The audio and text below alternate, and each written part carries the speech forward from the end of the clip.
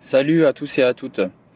Donc voilà, je vous fais une vidéo vite fait afin de vous réexpliquer un peu, vous résumer l'histoire de la banque, des prêts, j'en passe, des dettes.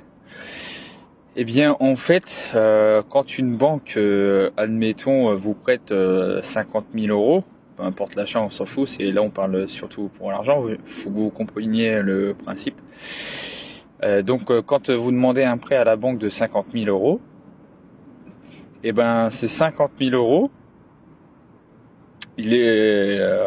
quand vous les recevez sur votre compte, ils sont simplement écrits informatiquement. Mais l'argent réel, l'argent matériel, vous l'avez dans les mains? Non. On vous fait croire en fait qu'on vous prête de l'argent et vous remboursez sans discuter, sans vous poser de questions, puisque dans tous les cas, ça vous permet d'acheter ce qu'il vous fallait. En fait, c'est un vol légalisé. Voilà. Voilà pour résumer, c'est un vol légalisé. Parce que le fameux crédit ou la fameuse dette qu'on a, n'existe pas en fait. Elle n'existe pas. Un subterfuge, pardon. Et on a légalisé ça.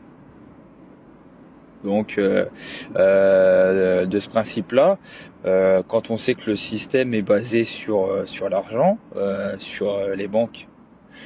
D'ailleurs, je comprends mieux quand on analyse et quand on comprend cette situation, on comprend mieux pourquoi ils ont imposé d'avoir un compte bancaire pour pouvoir virer votre salaire par la suite, parce que rappelez-vous du temps de nos grands-parents, ils avaient pas ils recevaient l'argent en main propre,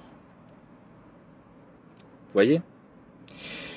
Donc quand on a un monde dirigé par des escrocs, forcément ils auront toujours gain de cause. Voilà. Sur ce, salut tout le monde. Ah oui, il y a une dernière chose rapidement, donc pour comparer à une autre situation, c'est un petit peu comme les jeux vidéo où il y en a qui trichent, qui utilisent un logiciel de triche. Bah voilà, c'est exactement ce qui se passe. Donc dans l'histoire, en fait, c'est une grosse arnaque mondiale.